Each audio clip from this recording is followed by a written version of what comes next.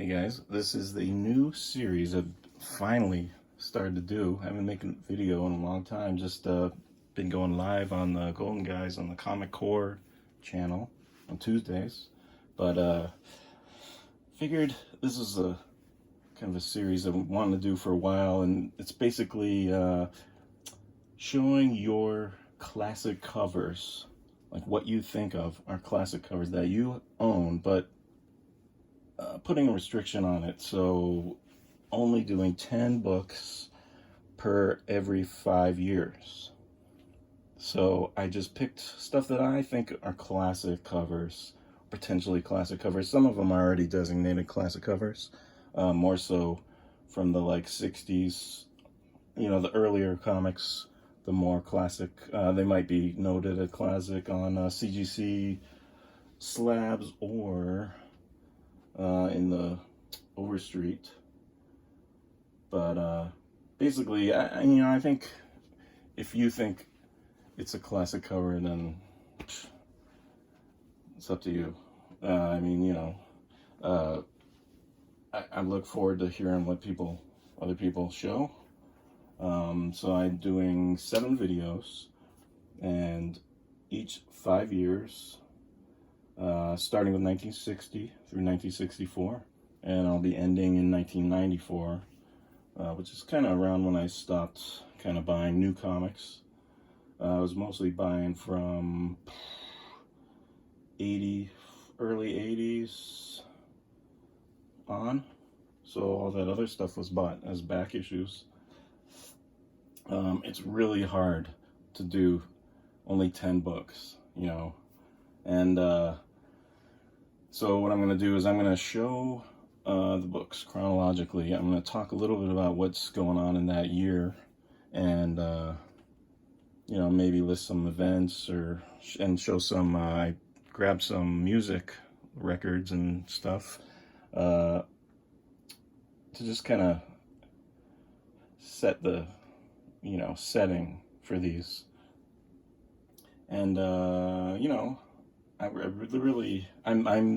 I restrict this to only what I own, which I think is more fun, because that way, if other people make these, then everything's going to be different, and you're not just going to see everyone showing the same image of the top 10 most valuable comics or whatever. And then these are also nothing really to do with value at all.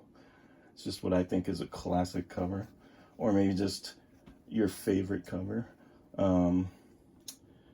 But I am going to be looking at values. It's kind of this fun thing. So I will look at 1 year after the year I do. So for instance, this one's going to go, for instance, if I did 1980 through 84, then I would look at a Overstreet price guide prices from 1985 to see what if they thought any of these books would be hot. It would be like a year after they came out, or in some case 5 years. But that was pretty fun. I got all that info, and then I also gonna compare, what were the top, what was the ranking of that, like which one did they think was worth the most compared to what the latest price guide says. And then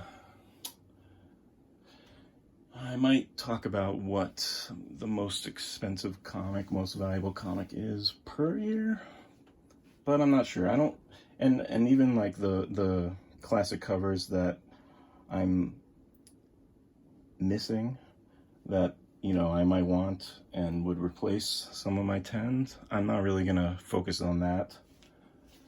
So because I don't even want to mention them, because I just want to be surprised and not influence anyone else's. All right, so we'll get right to this. So 1960, 1964. Oh man, this is clearly the Marvel age for me. See what was going on. You're probably listening to some Elvis, right? classic rock and roll, probably, that kind of stuff. Let's see. There's also maybe some Patsy Cline, right? That's pretty good. Those two aren't original albums. It'd be cool if I had those. This is classic. It's some like surfing music, the Ventures. They did, you might know them from the Hawaii 5-0 intro. But basically, I mean, you might be hearing that stuff on the radio. Let's see, I don't have anything from 1960. Let's see. 1961, some interesting stuff happened. And I have one of those books right here. So I'll start just moving this stuff away.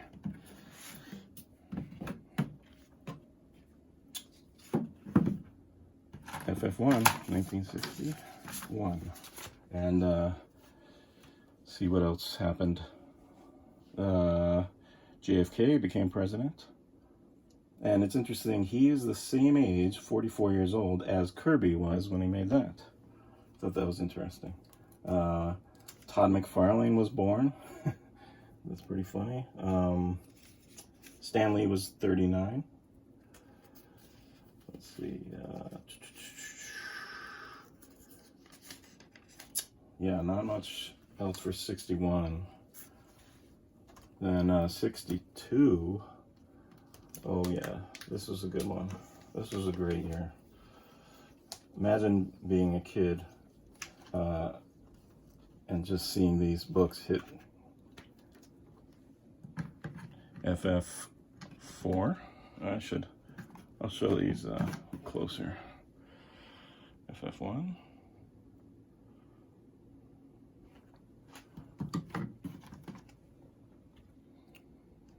FF4. And let's see. I mean, it's hard not to say these were not classic covers, right? Marilyn Monroe died about this time. Let's see. Wow, 1962 was pretty amazing, I have to say. Thor.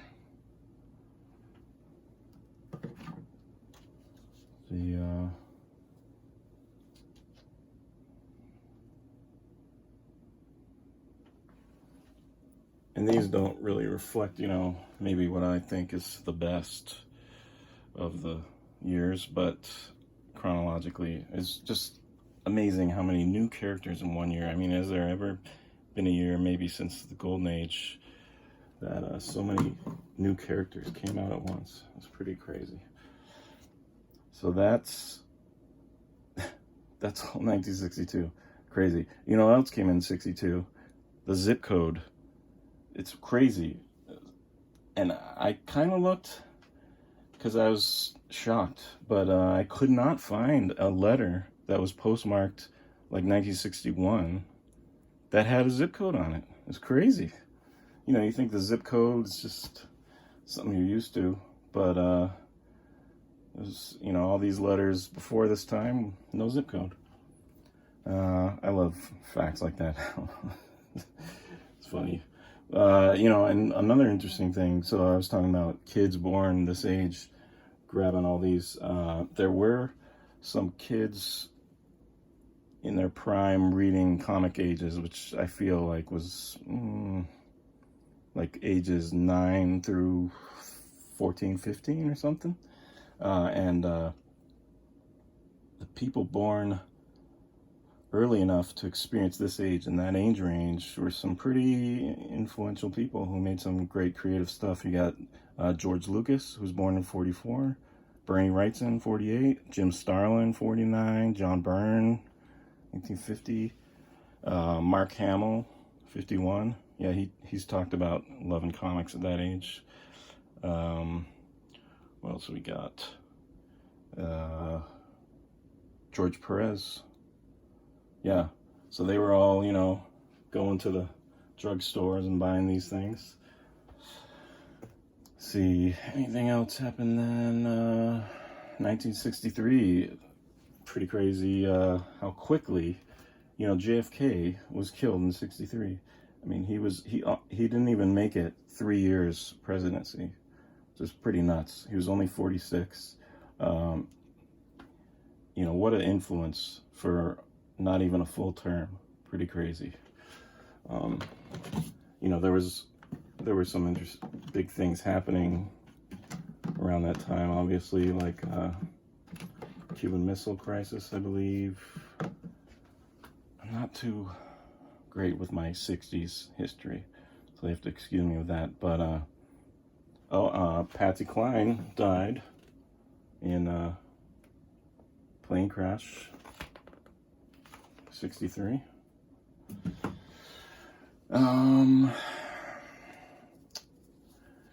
Comics, you got, what do I got from 63? We got, yes, still Marvel with the 12 cent, big 12 cent there, Circle Marvels. There's a name, I can't remember what they're called. Here's another great one. I love this. Jack Kirby pencils. I think Ditko inked it, from what I believe. And yeah, so, you know, we got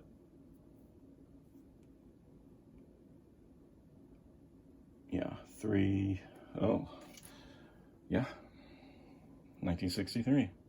And, you know, I'm going with cover dates, not just for simplicity's sake. You know, I could have said that, like the release dates, you know, are roughly like 3 months or whatever before this. But it's just, it gets to be overwhelming with research and all that. And already this video is taking forever, so preparing. So I didn't want to do that.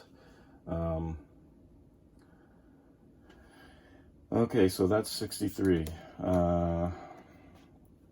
Let's see, anything crazy going on? Not that I could think of at the moment.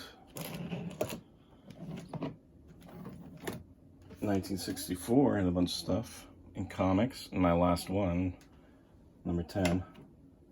Cap going in there. It's crazy, all Jack Kirby covers. Boy, 1964, there was a lot of protesting. There was I think the Civil Rights Act was figured out, made discrimination illegal, but not everything. But you basically, you know, no more like segregated schools and all that. They started drafting people for Vietnam. You know, I can't recall. I think we might have went up into space in orbit or something. That's something I meant to look up, but I didn't get to it. This was a great musician who was killed, Sam Cooke. Awesome music. And these guys hit 1964. So it's pretty good to follow up a real kind of gloomy year with 1963. You know, Vietnam was looming, JFK shot. I think there's a lot of protesting and all this. At least there's something, you know, kind of lighthearted and making people feel a little happy-go-lucky again with the Beatles. Let's see, what do we got for prices? So for this one, I went with one of my oldest price guides. This one, 75. I think the earliest was like 1970. So the top out of my books here. So let's I'm gonna do a little reorg here. According to that 1975 one, right? Let's look at what they thought was the most valuable. So you got, coming in last place, Avengers. Yeah, you know, that's fair. That's pretty accurate. I think that's similar to today. Out of these books here, that was valued at $5 for highest grade. Then we got, what do we got next? Take a guess. Yep, you're right. Tales to Astonish. You know, it wasn't the first Ant-Man. Although it's the one I like. I don't own that other one. I like the costume.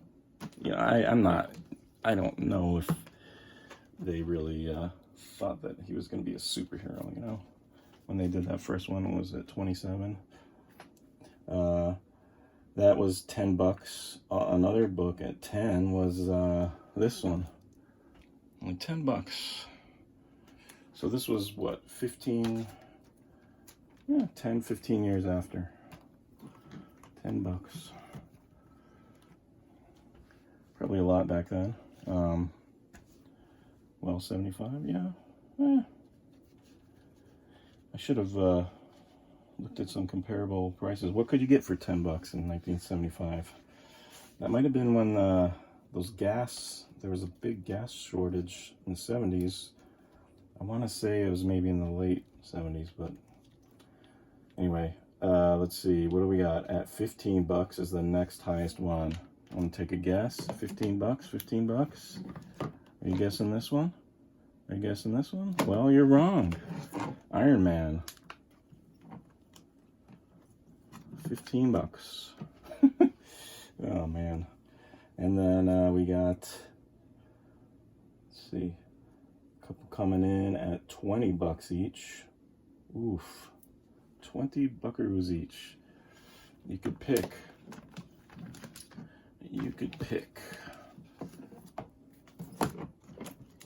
one of these for $20. Well, you know, and FF was pretty popular back then. So I would go for the Thor for sure. All right, 3 left here. No, 4 left. 4 left. What will it be? What will it be?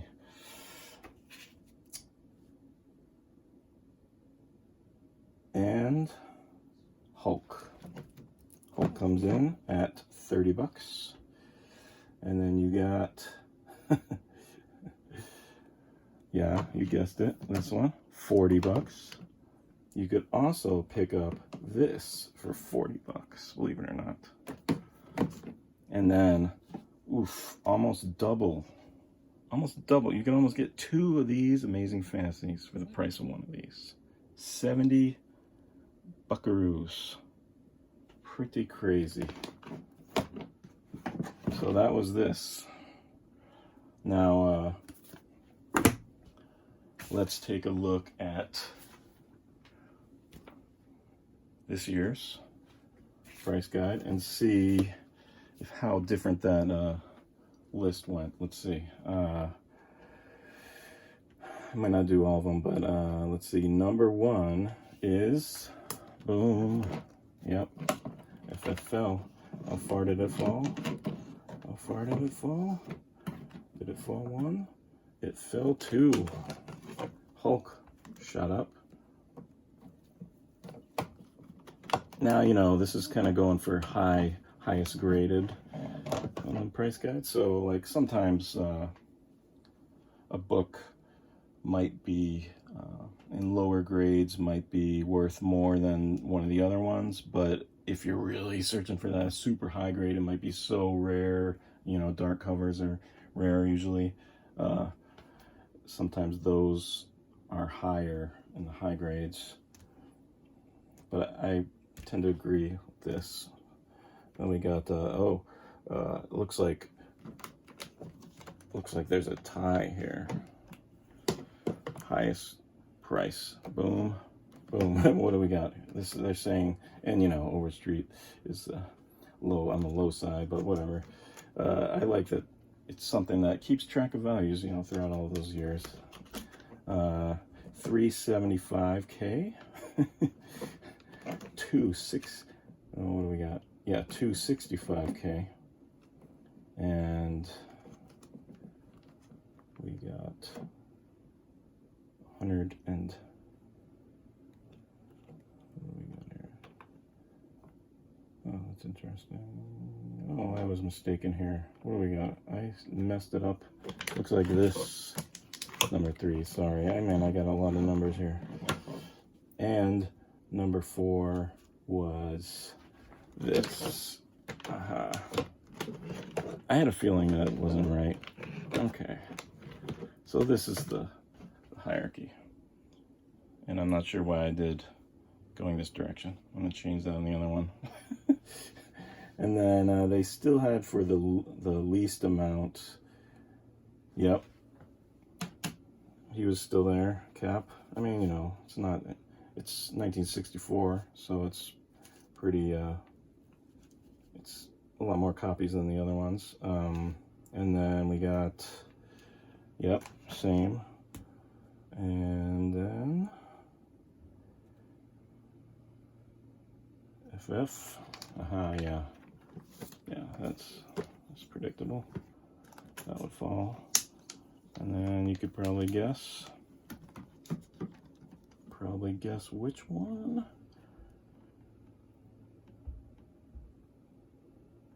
Yeah. Looks like a tie. 60K. All right, well, let's see. Now, let's just take a look real quick at what I kind of took a gander at what the most valuable comic was in '61 for these years. So 1960, I didn't write it. I have no clue what 1960. That'd be a good one to. What is the most valuable comic from 1960? And I'm not including ash cans, variants, anything insanely limited, like purposely limited.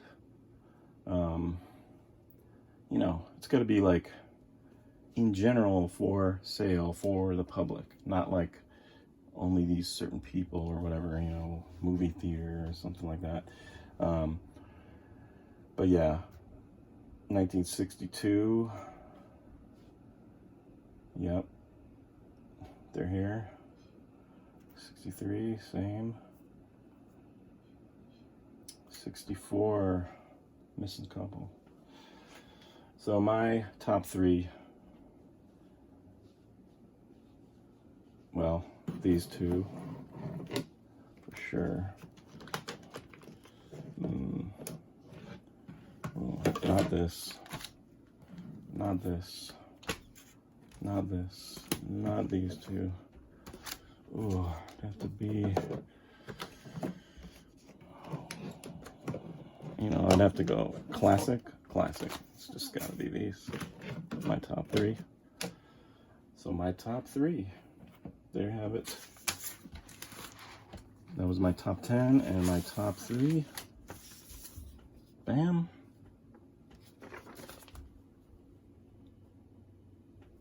And I'll be going next video 65 through 69.